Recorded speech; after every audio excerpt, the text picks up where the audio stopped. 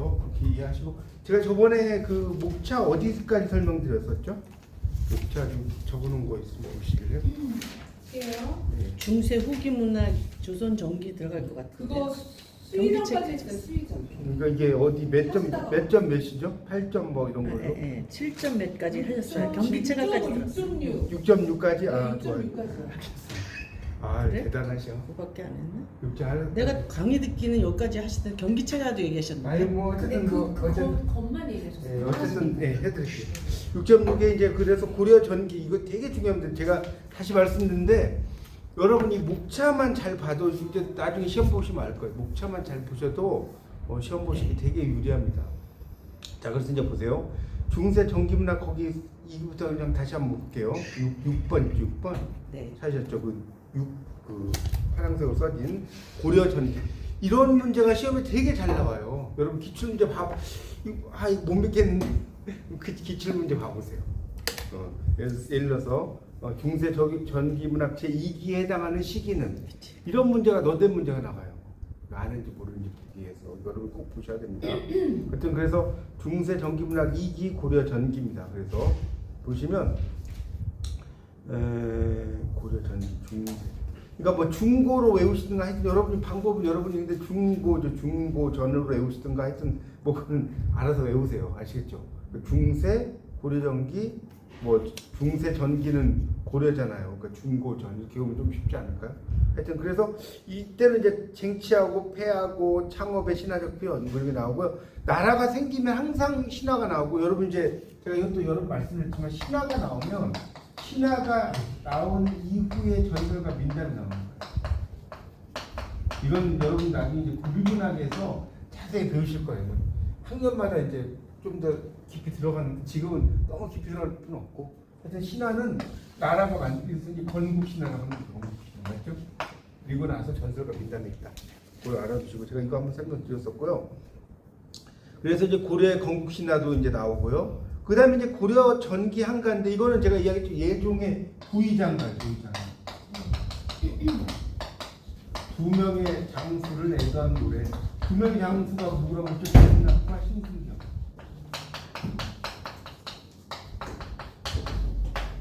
이 두 명의 장수를 내도한 노래예요. 김낙, 신승겸이라는 두 명의 장수. 이렇게 필기를 좀 해주십시오. 근데 고려 전기 한가는 별로 작품성은 그렇게 높지 않아요. 그렇게 신라 거 읽다가 고려 거 읽으면 뭐라고 그래야 돼?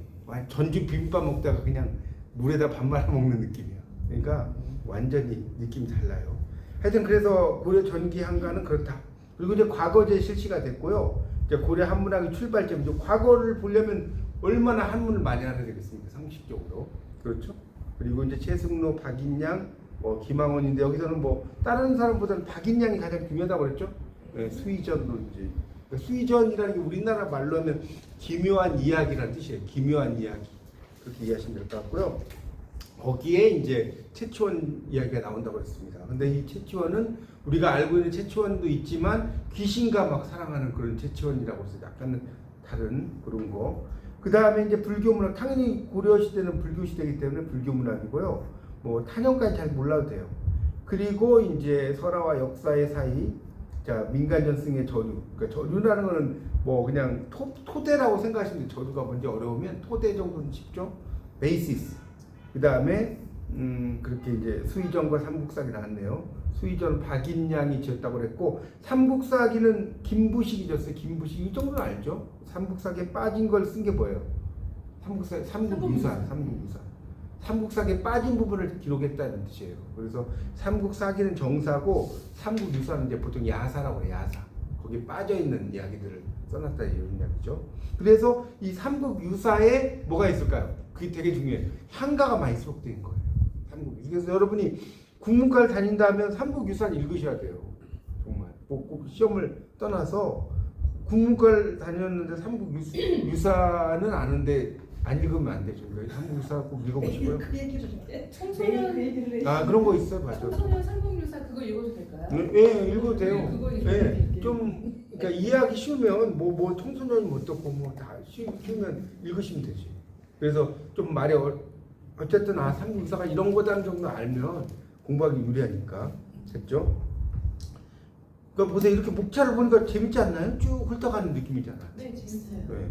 그다음에 중세 후기 문학체 1기가 이제 고려 후기입니다. 고려 후기가 되니까 이 무신난이 무신 정권 뭐 해가지고 뭐 우리가 국사 시간에도 여러분 이제 국사 공부하시는 분도 있겠지만 정중부, 경대승, 이음인, 최충원 맞죠? 4대 60년 이 무신 정권이 4대 60년 동안 일어나요. 근데 이제 정확히 말하면 최충원의 아들이 또 최후거든요. 옛날에 무신이라는 드라마가 되게 인기가 많았어요. 그죠? 그게 이제 최충원이 죽으면서 최후 막 이런 시기를 다룬 게 그 무신이에요, 무신. 하여튼 그렇습니다. 그 김주혁 배우가 이제 돌아가셨지만 되게 연기 잘했잖아요. 하여튼 그리고 이제 묘청이 난 정지상 뭐 이거는 이제 고려 정기 귀동문화 결산이고 이 정지상은 제가 이야기했죠. 이 대동강이라는 시가 엄청 유명하다고. 그렇죠? 대동강 시에 뭐가 나온다고 그랬어요? 서경 나오는데 대동강수 하시진고 별루년년 첨록파라 이런 말 나오죠. 기억 안 나요? 대동강 물이 언제 닿을 것인가 해마다 이별의 눈물이 푸른 물결에 덧붙이네 이런 구절이 유명하죠. 뭐 한자까지 모르셔도 우리말로 대동강수 하시진 대동강 물이 언제 닿을 것이냐 별루년년 첨록파 해마다 이별의 눈물이 푸른 물결에 덧붙이네. 기가 막히죠. 그러니까 이 대동강에서 남녀가 헤어지는데 이 헤어진 여자가 눈물을 막 흘리니까 이 눈물이 바다가 돼가지고 배도 뛴다는 거예요. 이거 완전 뻥 아니에요? 여자 눈물이 배를 띄울 정도로 흘릴 수 있나? 그죠? 이 구절이 엄청 유명한 구절이에요. 원래 그 멋있는 말은 뭐 이게 좀 과장이 많잖아요. 뭐 하늘에 별을 따준다든가 뭐야 같죠? 뭐 그런 거 다 거짓말이잖아요. 하여튼 이 구절입니다. 그래서 나중에 김부식이 누굴 죽였다고 했어요? 정지상을 죽였어요. 같이 동문 수학을 했는데 스승이 정지상만 예뻐하는 거예요. 시를 너무 잘 쓴다고. 물론 이제 김부식도 시를 못 쓴 건 아닌데 정지상에 비하면 이제 조금 못 쓴 거죠. 하여튼 그리고 이제 김부식의 시대로 갑니다. 됐죠? 자, 중세 후기 문학 1기로 가보면 이제 고려 후기입니다. 그래서 이제 여기서 이제 또 중요한 사람이 누구냐면 7.1.2의 김극기예요. 그럼 김극기는 양반인데 꼭 알아두실 게 뭐냐면 김극기는 뭐가 중요하냐? 농민시라는 농민과 관련된 시를 많이 썼다. 이게 이제 더 중요해요. 태극기로 기록해야지. 뭐 그렇게 외우셔도 되고 태극기로 외우셔도 되고 하여튼 그러니까 이 농민시를 되게 많이 썼고요. 중림고에는 제가 전에 한번 설명드렸죠. 중림 대나무 숲에 모인 아주 그 실력 있는 사람들이 모임 뭐 이런 거라고 그랬죠. 높은 사람 높을 고자에 만난 해자거든요. 중림에 아주 실력이 좋은 사람들이 만났어요. 그러니까 요즘으로 말하면 담양 전라남도 담양 가보셨죠? 네. 거기에 뭐가 있어요? 중록원이라고 소세원도 있고 이 중록원 이런 데 가가지고 이제 사람들이 만나가지고 그래서 여러분 그 국문학을 공부하시면 담양을 많이 가셔야 돼요. 담양에 가면 제가 전에 그 이야기했죠. 담양에 가면 뭐 중록원, 소세원 이런 것도 있지만 여러 가지들이 이제 그거 말고도 되게 많습니다. 그런 정자들이 되게 많아요.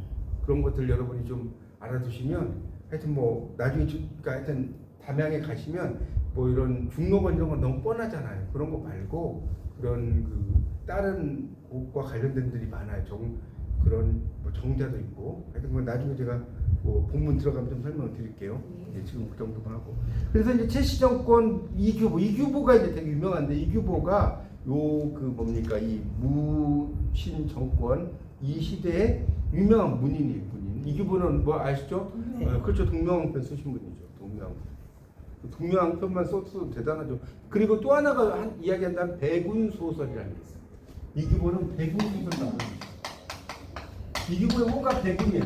숭고름. 그럼 이때 소설이 출연한 거예요? 아 그게 아니에요. 그럴까봐 제가 그게 아니고 이때는 소설이라고 썼지만 소설이 아니고 저도 이거 한문학 공부하면 다 공부했는데 이 비평집이에요. 비평집. 그러니까 요때는 소설이라는 개념이 없잖아요. 그러니까 옛날에는 이 소설이라고 쓰면 이거 소설 나왔나 이게 아니라 비평집이에요. 백운 소설 이거 소설이 아니고 어떤 시를 가지고 막 설명을 하면서 그걸 평해놓은 글. 요즘으로 말하면 평론이에요. 평론. 그게 백운 소설. 함정이 빠져 빠지죠. 그렇죠. 한쪽이 만약에 빠지죠. 문제 냈으면 한쪽이 빠지죠. 네, 빠지죠. 그래서 제가 지금 설명하려고 했는데 딱 이야기를 하셨어요. 자, 그 다음에 오른쪽으로 가겠습니다. 자, 그 다음에 그 불교 문학은 뭐 당연한 거고, 민족사 제 인식의 시대, 동명왕편, 제왕운기 뭐 이런 거고요. 해동 고승전, 해동이라는 게 그 우리나라를 가리켜요. 해동, 바다 동쪽이잖아요. 그렇죠? 해동 육룡이 나라샤 일마다 천복이시니 뭐 이런 거 있잖아요. 해동에 있는 6마리 용이 날아가서 하는 일마다 하늘의 복이다 이런 거 나오고요. 그 다음에 이제 전이 나오는 거예요. 전. 그래서 사람의 일생이죠. 근데 이제 여기서 중요한 게 가전이 중요하다고 그랬죠. 이때 가자가 빌릴 가자에 전할 전자라고 그랬죠. 그러니까 이 가전은 뭐라고 사물을 의인한다고 그랬죠. 뭐 동물이라기보다는 뭐 예를 들어서 사물을 의인하는 게 되게 많습니다. 물론 이제 동물도 의인하는 게 있어요. 청강사자, 현부전 이런 거, 거북이 뭐 이런 거 의인한 거거든요. 하여튼 이제 근데 주로 그 뭡니까 그 사물을 의인하는 게 많다고 그랬죠. 예를 들어서 국순전하면 뭐예요? 술. 공방전하면 뭐라고 그랬죠? 제가 안 했나요? 아 동전, 예, 역전이요, 역전. 역전. 이렇게 쓴다고 했잖아요. 공방. 네모방자에 이 구멍공자라고 그랬죠. 이렇게. 아니요, 여기 거꾸로 썼네. 이렇게 여기에 네모가 있잖아요. 상판권 공방자. 그렇게 쓸 수 있습니다. 자, 그 다음에가 이제 소각가사와 소각부인데 7.6에 소각가사와 소각부 나옵니다. 그러니까 이제 소각이라고 하는 거는 이제 그 속자의 음악학자를 써요. 소각이라는 것 자체가. 그래서 이제 소각가사하고 소각부인데 이거는 조금 여러분이 이걸 보고 설명을 좀 드릴게요. 뭐냐면 120쪽을 좀 잠깐 펴보세요. 이건 조금 책을 뒤쪽을 보고 설명을 하니까 120쪽에 소각가사. 앞도시랑 헷갈렸어요. 소학부랑 앞부 다르죠. 헷갈렸어요. 달라요. 아 지금 그러니까 이게 좀 그러니까 여기 대표님 공부를 막 알랑말랑 지금 하고 있어. 네, 그러니까요. 네, 그러니까 아, 대단해. 그 정도만 해도 그렇게 질문한다는 건 대단한 거예요. 뭐냐면 이게 이해가 안 된 거예요. 네, 알려드릴게. 그러니까 소각가사는 그러니까 우리나라의 그냥 그 평범한 사람들의 그런 가사를 가리켜요. 그러니까 이 소각가사는 자 이거 좀 설명해. 이게 그러니까 이 구전이 공부하면 정말 재밌다니까요. 이 소각가사의 특징이 있어요. 거기다 좀 써놓고. 그러니까 이 국문학사는 이거 한 권 가지고 한 서너 달 해야 돼 강의를. 그렇게 해서 깊이 막 들어가려면 이게 첫 번째하고 두 번째가 있는데 이건 삐기 좀 해보세요. 뭐냐면 첫 번째는 하층 문화와 관련 민요의 모습. 오늘 제가 강의를 어떻게 좀 할 예정이냐면 일단 당연히 목차는 다 끝낼 거고요. 목차는 다 끝내고 그 다음에 이제 여러분이 좀 그 질문하시는 게 이제 뭐 상대시가 향가 뭐 이런 것들이 있어요. 그런 것의 흐름이 어떤지를 여기 책에는 안 나오는 제가 다시 좀 고전 시가론을 기초해서 좀 설명을 드리도록 할 거예요. 자, 하층 문화와 관련 하층 문화와 관련돼서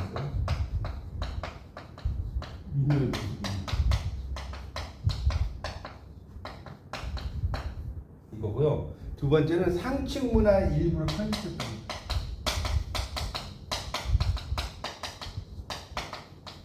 이게 무슨 소리인지 설명 좀 드릴게요. 뭐냐면 일단 일본 알겠죠? 일본 어렵지 않죠? 소각이라는 것 자체가 속수의 음악 아닙니까? 그러니까 당연히 하층 문화죠. 이 소각이라는 것 자체가. 그래서 그런 그 하층 문화의 그런 특징을 가지고 있고요. 그 다음에 이제 상층 문화의 일부를 편입했다는 건 뭐냐면 그러니까 소각가사라고 하는 것이 이제 여기 120쪽에 이제 보면 막 나오고 오른쪽을 보세요. 뭐 다 읽을 수는 없으니까 오른쪽에 보면 거기 이제 121쪽을 보세요. 121쪽 뭐 다른 건 건너뛰고요. 거기 세 번째 단락부터 볼게요. 121쪽에 소각을 받아들여 궁중에서 궁중의 공연물로 삼는 것은 삼국시대 일이고 고려 전기 동안에 계속되었고요. 삼국의 유산인 정읍사나 이 정읍사는 백제의 노래라고 써놨어요. 백제의 노래. 정읍이라는 게 백제의 노래. 지금도 백제에 가면 정읍사 공원이 있어요. 제가 이렇게 알려드리면 여러분이 정읍에 가면 내장산 이런 데만 가지 마시고 정읍사 공원을 가보세요. 이 국문과를 나왔는데 나 정읍사 공원도 안 가봤다. 진짜 문제가 있는 거예요. 갈 때 많네요. 네, 갈 때 많죠. 진짜 많다. 엄청 그리고 얼마나 좋아. 갈 데가 많은 게. 다 적어놓고 있어. 갈 데가 많은 거. 와. 제가 이거 진짜 이 노하우를 알려드리는 거예요. 이거 정읍사공원도 근데 정읍사공원도 낮에만 가고는 절대 안 돼. 제가 장담. 밤에 낮에는 그냥 보고 정읍사 공원이 있어요. 정읍사 하여튼 가면 낮에는 그냥 보시고 어떻게 하냐면 밤에 낮에 보시고 좀 놀다가 뭐 이제 숯불구이 드시든 그 옆에 식당도 있어요. 밤에 딱 가잖아요. 네. 야 느낌이 완전히 달라. 진짜 이건 뭐 제가 말로 표현이 안 돼요. 낮에는 뭐 그냥 그런가 보다 하고 넘어가는데 밤에 가잖아요. 야 진짜 그 망구석 그 여인이 기가 막혀. 말로 표현이 안 돼. 어쨌든 그래서 이제 보세요. 이 정읍사 이게 정읍사가 그거에 저 달림이시여 높이 높이 돋아서 멀리 비치십시오. 이거 알죠? 몰라요? 내용을 모르니까. 내용을 모르시는 감흥이 거예요. 없었어요. 죄송해요. 정읍사를 모르는군. 그러니까 정읍사가 뭐냐면 조금 설명드릴게요. 네. 그러니까 이렇게 구전이 할 이야기가 많아. 행상인의 남편, 행상인의 부인이 남편이 이제 나갔는데 안 오는 거예요. 안 오니까 그걸 어떻게 기원하냐면 달림의 이 노래는 좀 설명을 해서 달에게 기원하는 거예요. 달아 높이곰 부다샤. 이거 뭐냐면 달아 달림이시여 높이곰 높이 부다샤는 돋으십시오. 이렇게 나오거든요. 어기야 머리곰 비추시오. 멀리 비춰주십시오. 비추시오. 이해가시죠? 달림이시여 이게 존칭이라고 존칭. 높이 곰 세 마리 곰은 아니 높이 강세요. 높이 돋아주십시오. 멀리 비치십시오. 저제 여러신 곳. 이거 뭐냐면 시장에 계신가요? 멋지지 않나요? 이거 노래로도 있어요. 저제 여러신 고요 해가지고 노래가 있어요. 실제로 제가 나중에 보내드릴게요. 그 다음에 어기야 그러니까 저제 여러신 고요. 어느 이다 높으시다. 이게 뭐냐면 어느 이다 높으시다고 뭐냐면 여기 저제 여러신 고요. 어기야 진대랄 드리어 있어요. 어기야 진대랄 드리어 있어요. 이게 뭔 소리냐면 진대가 뭔지 아세요? 진대? 이게 참 재밌는 거예요. 뭐가 재밌냐면 진대는 두 가지 뜻이 있는데 첫 번째는 상정을 만났다. 두 번째는 기생충이다. 그러니까 보세요. 남편이 돈을 이렇게 벌었을 거 행상인을 했으니까 돈을 벌어가지고 오면 산적들이 가만히 놔둘까요? 안 놔둘까요? 돈을 막 벌었단 말이에요. 그러니까 산적들이 잡아갔다. 또 남자들이 돈이 많으면 어디로 가? 기생집에 간단 말이에요. 이해 가십니까? 그래서 이걸 질퍽한 곳이라는 뜻이에요. 어기야 진대랄 때. 그러니까 정읍이라는 게 질퍽한 우물정자의 마을 있잖아요. 그렇죠? 진대랄 드디어올사요. 어느 이다 놓고시라. 어디나 두고 오십시오. 어느 이다 놓고시. 어디든지 네 짐을 두고 와라. 그러니까 당신만 와도 뭡니까? 나는 괜찮다 이거죠. 멋지지 않습니까 부인이? 근데 이 저제 여러신고에도 너무 재밌는 게 뭐냐면 시장에 계신가요인데 그러니까 이 문학이 이래서 재밌는 거예요. 여러 가지가 있어요. 자, 이건 두 가지라고 그랬죠. 저제는 두 가지. 뭐냐? 첫 번째, 전주시장에 계신가요? 두 번째, 정읍에 있는 시장에 계신가요? 자, 전주에서 정읍까지 걸어가서도 뭐 그렇게 먼 거리는 아니에요. 한두 시간이면 아마 올 거예요, 아마. 그죠? 저도 재보진 않았는데. 그래서 전주시장에 계신가요? 이렇게 되고요. 그 언제 놓고시라. 그 다음에 이제 마지막에 남편이 안 오니까 부인이 남편을 찾으러 가. 마지막에 어떻게 되면 내 가는데 까맣긴 시예요. 내 가는데 정글할 이라거든요. 리을시라고 하는 것은 고에서 의구형 어미라고 해요. 의구형. 뭐뭐일까 두렵다. 뭐뭐일까 두렵다. 우리말로. 뭐뭐일까 두렵다. 그 뭐냐? 내가 가는데 정글할 시라고 뭔지 아세요? 날이 저물까 두렵다. 날이 저물까 두렵다. 옛날에 무슨 가로등이 있었어요? 없었어요? 없었죠. 그때 내가 가는데 날이 저물까 두렵다. 요즘 같으면 어때요? 남편이 안 와. 뭐라고 그래? 카톡 주고 막 전화하고 어디야 뭐 이럴 거 아니에요. 네, 들어지 말라고 하든가. 하여튼 그럴 거 아니에요. 근데 옛날에는 남편이 어떻게 산적대를 갔는지 모르잖아. 그러니까 이게 또 재밌는 게 뭐냐면 내가 가는데 날이 저물까 두렵다. 두 가지. 첫 번째는 부인이야, 부인. 두 번째는 남. 부부는 뭐죠? 부부는 부부가 뭔지 몰라. 부부 일심동체 아니에요? 이게 살아보신 분들 부부 일심동체잖아요. 그러니까 내가 가는데 날이 저물까 두렵다는 뜻도 있어. 남편이 하도 안 오니까. 두 번째는 내 남편이 가는데 날이 저물까 두렵다는 뜻도 있다고. 너무 잘 쓰지 않았어요, 이 시? 한번 봐보세요. 얼마나 그 뜻이 깊은지. 이게 삼국시대 때. 예, 정읍에서 나오는 그 고려 소교. 현존하는 정읍의 노래 중에 유일한 게 백제 노래입니다. 대부분은 부정가요. 이름만 전해주고 다 없어졌어. 근데 백제 노래 중에 기가 막히지 않습니까? 이게 노래로 나왔다니까. 제가 그거는 강의 끝나고 오늘 올려드릴게요. 단어 높이금 또다시 노래가 있어. 대단하셔요.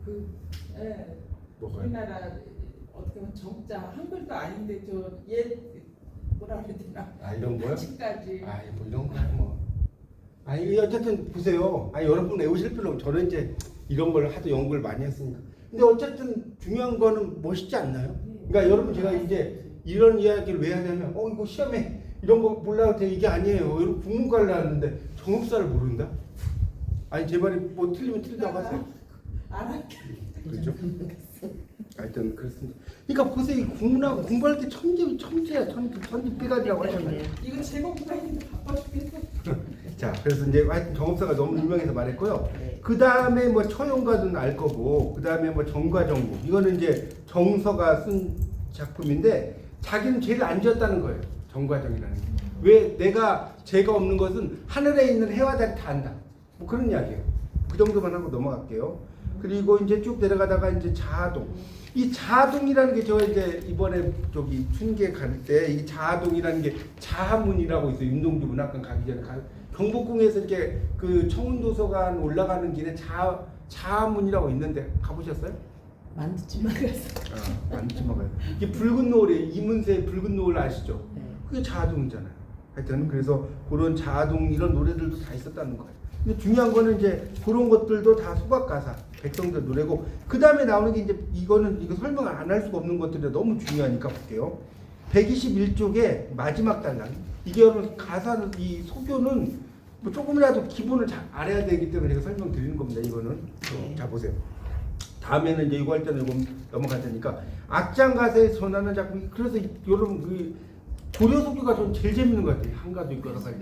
봐요. 정석가라는 거는 정이라는 음악 악기하고 석이라는 음악 악기 이게 이것도 해석 두 가지인데 첫 번째는 악기다. 정석이 악기다. 두 번째는 돌쟁이들 돌쟁이. 정석이라는 게 이렇게 돌 깨는 돌쟁이라고 요즘 쓰지 않나요? 돌 막 깨는 사람들 그런 사람들 노래단도 있어.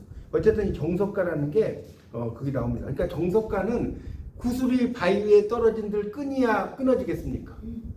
그런 거 이해가요? 구슬이 네, 뭐 그런. 성경별곡에. 네, 그렇죠. 그거하고 같이 예, 그렇죠. 아, 진짜 이거 그냥 척척이시네. 맞아.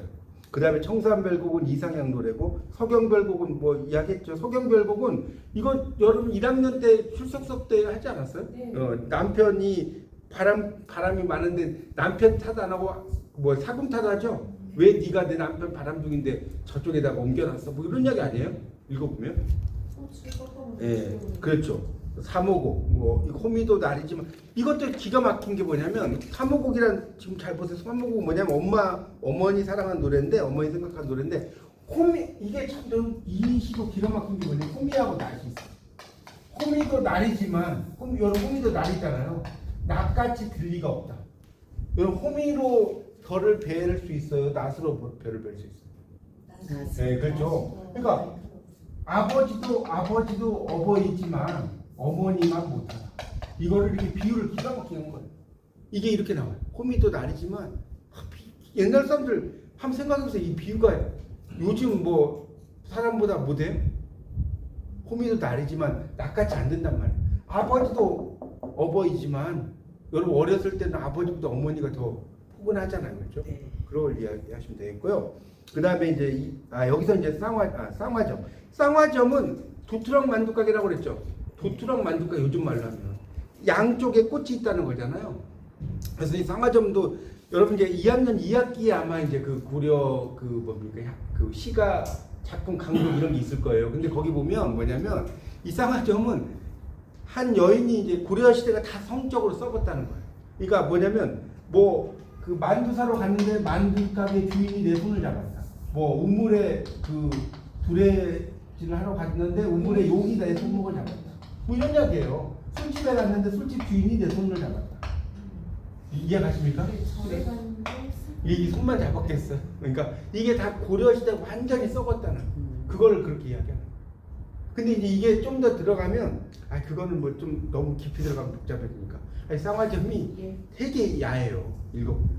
하여튼 그리고 이상곡도 좀 설명을. 이상곡은 여러분 이상이라는 게 이게 밟을 이자의 서리 삼때 이상이 현실에 봤는데 이상이 아니에요. 서리를 밟는다는 뜻이에요. 이상곡 한자를 보면. 그래서 그러니까 이것도 이제 여러 가지 해석이 있는데 서리라는 건 어떻게 보면 시련이잖아요. 그렇지 않나요? 설이라는 것은 뭐 찬설이 어쩌고저쩌고 시련을 가리키는 거거든요. 그래서 이제 이것도 남녀 상열지사라고 이야기하고요. 가실이는 아실 거고 만점춘별사 같은 경우는 이게 또 진짜 기가 막힌 게 뭐냐. 만점춘별사는 이거예요. 얼음 위에 만점춘별사 혹시 아세요? 조금 몰라요? 얼음 위에 이 노래가 요즘으로 놀라워. 얼음 위에 댄잎자리를 깔고 누워 있어도 내가 정을 둔 사람과 이렇게 잠을 잔단 말이에요. 같이 여기서 얼음 위에. 여러분 얼음 위에다가 댄잎자리 놓고 여러분 몇 분이나 있을 것 같아요? 여기 밑에가 완전 얼음이라고. 여기에 이 댄잎자리 놓고 이 밤이 내가 정을 둔 사람과 여기서 자면 이 밤이 새면 안 되겠다. 기가 막히잖아요. 얼음에다가 댄잎자리 깔아도 내가 사랑하는 사람과 있으면 하나도 안 춥다 이런 이야기입니다. 그런 이야기예요. 근데 그것도 이제 좀 더 깊이 들어가면 복잡하지만 어쨌든 다 남녀 상열지사입니다. 이 만전춘이라는 것도 이제 여러 가지 해석이 있어요. 가득 찰 만자의 전자가 이게 이제 궁전 전자거든요. 그러니까 정원의 봄이다라는 의미로도 쓰이기도 하고 하여튼 늦은 봄이라고 해석도 하고 어쨌든 이제 그런 남녀 상열지사입니다. 그렇게 아시고 들 넘겨보십시오. 그래서 이제 이런 노래를 거기 122쪽에 첫 번째 단락의 밑에서 둘째 줄에 보면 남녀 상열지사 나오죠? 나와요? 122쪽에 두 번째 단락에 하나 둘 셋 넷째 줄. 네, 그거 네모쳐 놓으시고 그 다음에 또 하나 여러분이 말 따라오시겠죠? 정제라는 말이 나와요. 여러분 좀 어려운 말이 거기 122쪽에 두 번째 단락 첫째 줄에 당학정제든 소학정제든 이런 말 나올 거예요. 그러니까 당학이라는 찾았어요? 네. 당학과 소학이 뭐냐면 당학이라고 하는 것은 당나라에서 온 음악이라는 뜻이에요. 당나라에서 온 음악이라고. 그러니까 이거는 비공식적인 행사 때 쓰는 음악이 당학이에요. 악은 들어봤죠? 엄청나게 인내심 테스트하는 거죠. 그 임금 앞에서 막 피리 불고 뭐 하는데 와, 막 안 줄 수가 없어. 그리고 당학은 비공식적인 행사고요. 소학이라는 건 이제 우리 노래라고 하는 건데 정제에 대해서 좀 설명드릴게요. 여러분이 이제 정제라는 말이 이게 국문학 공부 특히 고전 공부하면 많이 나오는데요. 혹시 정제가 뭔지 아십니까? 정제. 이게 한자로. 걸러서? 그거는 정제인데? 이거 말씀하신 것 같은데? 그걸 정제했다는 이렇게 써요. 이건 정제잖아요. 제주를 뽑는다는 뜻이에요. 이게 뽑는 정제. 제주를 뽑는다. 그걸 정제라고 하는 거예요. 재밌지 않나 이런 표현? 정제라는 게 내 제주를 왕 앞에서 뽑는다. 정제라고 해요. 근데 이제 여기서 또 하나 이야기하고 싶은 거는 뭡니까? 여러분 가시리도 봐요. 가시리 있고 바리고 가시리 있고 잡사 둘이만한 어쩌고저쩌고 하다가 나중에 뭐가 나오죠? 위지우길가 이런 건 들어보셨어요? 네. 아니 왜 가시리 있고 나는 버리고 가시리 있고 나는 하다가 이게 왜 나올까요? 이거는 뭐냐면 임금 앞에서 이제 아부를 하는 이게 아부성 발언이에요. 아부성 발언. 그러니까 가시리 하면 임금이 이게 궁정으로 속각들이 올라간다. 그러니까 여러분 제가 이야기를 왜 하는지 아시겠어요? 상층 문화의 일부로 편입됐다는 이야기를 하려고 하는 거예요. 그러니까 이 소각이 나중에 이 임금이 있는 궁궐로 가요. 궁궐로 가는데 왕이 들을 때는 사랑 이야기만 하고 있으면 놀고 있네 하겠어요, 안 하겠어요?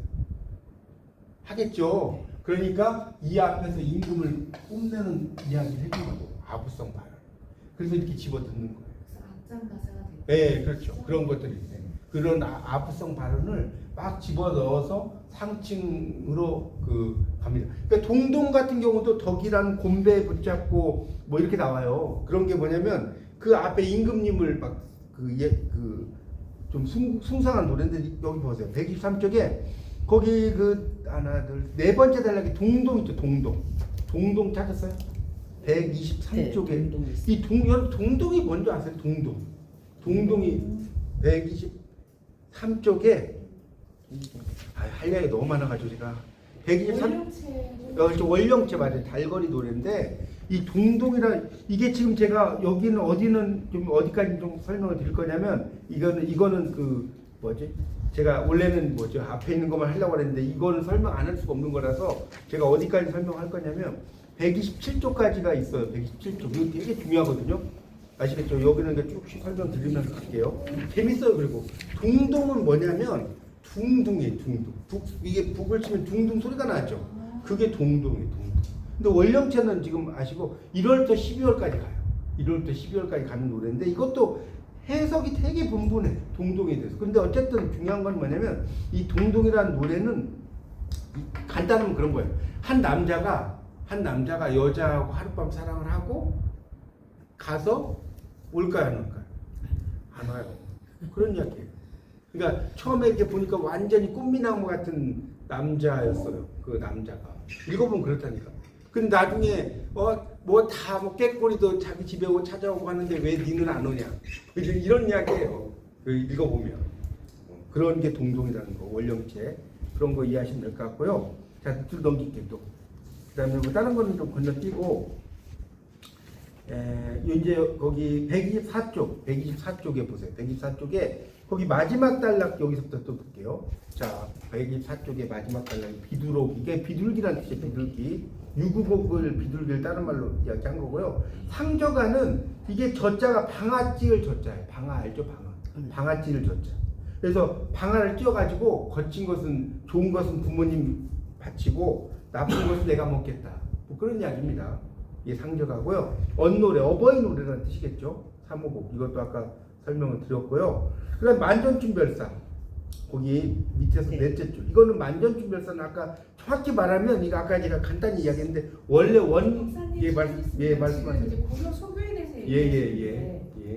고려 가요라고 고려 가요라고도 하고 고려 소교라고도 뭐 다 같은 말이에요. 그거를 이제 고려 소교를 별곡이라고도 하고요. 이 명칭이 되게 많아요. 근데 제가 공부할 때는 그러니까 이게 대학원에서 제가 이제 고려 대학원에 공부할 때는 고려 가요 연구라는 과목을 한 학기를 배웠어요. 고려 가요 연구. 근데 이제 여기 그 뭐죠? 방송대에서 공부할 때는 고려 소교라는 말 많이 쓰더라고요. 그러니까 그건 답은 없어요. 고려 소교라고도 하고 고려 가요라고도 하는데 그러니까 여기에서는 이제 고려 소교라는 말 좀 더 많이 쓰시더라고요. 그러니까 그 대학원에서 공부할 때는 고려 소교 연구가 아니라 고려 가요 연구라는 과목으로 배웠어요. 하여튼 그러니까 그런 같은 표현이라고 알아두시고 그래서 이 만전춘별사는 얼음 위에 댄잎자리 보아서 님과 나와 얼어 죽을 망정 정둔 오늘 밤 더디 세우시라. 제가 아까 말한 게 맞죠? 그러니까 얼음 위에다가 대나무 잎을 자리 깔고 임과 내가 얼어 죽을 망정 내가 그대에게 정을 준 오늘 밤은 더디 샜으면 좋겠다. 완전히 옛날 사람들이 이렇게 그 사랑을 표현한다는 게 신기하지 않습니까? 그런 내용들이 있습니다. 만전춘별사 그렇게만 좀 이해하시고 뒤에는 몰라도 돼요. 그 다음에 이제 아까 정석가 이야기가 또 나오고 이것도 이야기 안 할 수가 없어요. 정석가 거기 두 번째 단락 125쪽에 정석가는 첫 장에서 딩아 돌아 이렇게 나왔죠. 그러니까 이게 정이에요. 돌리고 정석이니까 딩은 정이라고 생각하시면 돼요. 돌은 돌이고 돌멩이. 자 금당 여기 당금 나죠. 당금이라는 게 지금이에요. 지금 이게 해당할 당자에 지금 금자는 계샤이다. 그러니까 지금 여기 나오죠. 당이여 도리시여 지금 계십니다. 이렇죠. 딩아 도라라고 따뜻하고 그랬는데 어쨌든 이제 이거에 대한 해석이 이제 두 가지가 있다. 제가 아까 설명 좀 드렸잖아요. 보세요. 하나는 거기다 1번이라고 써보세요. 하나는 돌을 다듬는 데 쓰이는 정을 돌과 함께 일컬으면서 하는 돌쟁이 노래, 석수장의 노래라는 거예요. 나오죠? 그 다음에 그렇다면 이 노래는 원래 석수장 보세요. 이 돌장이를 석수장이라고 하잖아요. 다른 하나 2번 써봐. 2번. 정이라는 정과 경이라는 돌 이런 두 악기를 그러니까 악공의 노래. 이건 답이 없어요. 이건 내가 그렇게 생각하면 그게 답인 거예요. 문학은 제가 이야기했죠. 수학처럼 딱딱 떨어지는 게 아니에요. 그렇지 않나요? 앰비기어티가 있어야 되기 때문에 그거는 이거는 나는 이거라고 생각하면 그게 답이에요. 이거는 뭐 박사 할아버지도 이거다라고 단언할 수 없어. 그렇게 정석하고. 예. 그다음에 이제 가실이라는 것은 이제 기호곡이라고 할 때 돌아갈 기자의 호자가 뭐냐면 호자의 뜻이 뭐냐면 뭐뭐 하소서라는 뜻이 있어요. 호가 여러분 한자에서 이 호는 알지 이런 문자는 읽잖아요. 이게 여러 가지 뜻이 있는데 뭐뭐 인가라는 뜻이 좀 여기서는 뭐뭐 하소서 돌아오소서 그래서 기호.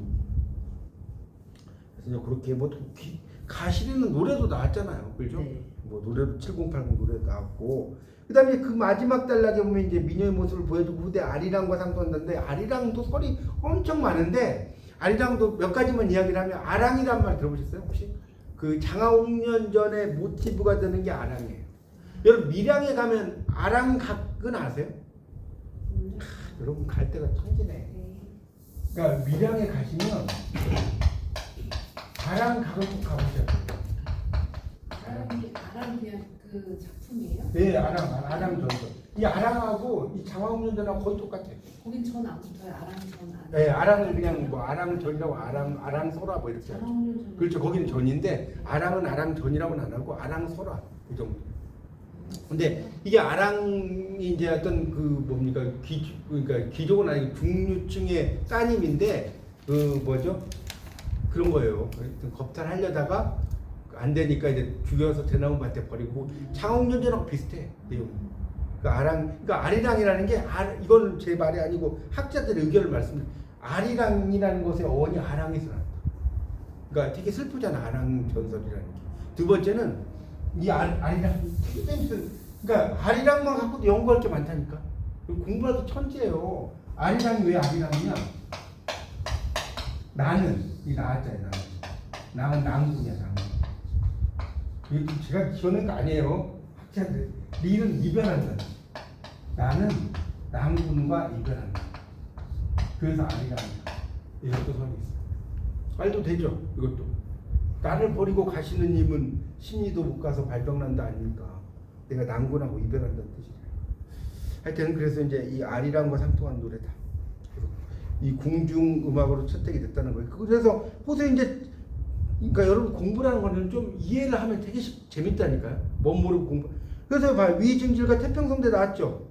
네. 나오잖아요. 그러니까 이게 임금에게 이거 밑줄 쳐놓고 써놔요. 아부성 발언이게 아부성 임금에게 아부성 발언하는 거예요. 그렇죠. 그래서 이제 그렇게 이해하시면 서경별곡도 서경대동강금도 다 했으니까 넘어가겠습니다. 서경별곡은 뭐 1학년 때 여러분 또 공부를 하셨습니다. 자 이제 소악부를 좀 설명을 해야 돼. 소악 지금 악부시하고 헷갈린다고 했지. 그래서 제가 이거 설명을 드릴게요. 뭐냐면 이 악부는 그러니까 지금 이제 제가 127쪽까지 하고 좀 쉽게 이거는 뭐 하다 끊기면 좀 그러니까. 네. 자 이 악부는 이게 한무제 때 만들어졌어요. 지금 한무제 때 만들어졌는데 원래는 음악을 담당하는 관청이라는 뜻이었어요. 원래 악부는 노래가 아니에요. 원래. 근데 이 악부에서는 어떤 일을 하냐면 민간의 노래를 수집해. 민간의 노래를. 민간의 노래인데 이게 노래라는 게 뭐겠어요? 시겠죠? 노래라는 게 옛날에 시가라는 게 뭐예요? 시가 노래라는 뜻 아니에요? 그래서 그거를 이제 수집한 사람들이 이 악부에 있는 사람들이 됐단 말이에요. 여기까지 이해가요? 네. 악부가. 그래서 이 악부인데 그러면 이제 소악부는 뭐냐? 소악부는 이 작은 악부 아닙니까? 이런 뜻이 아니라 이때 숫자는 우리나라 이 작은 숫자지만 이걸 작다고 말이 안 되죠. 우리나라의 악부라는 뜻이에요.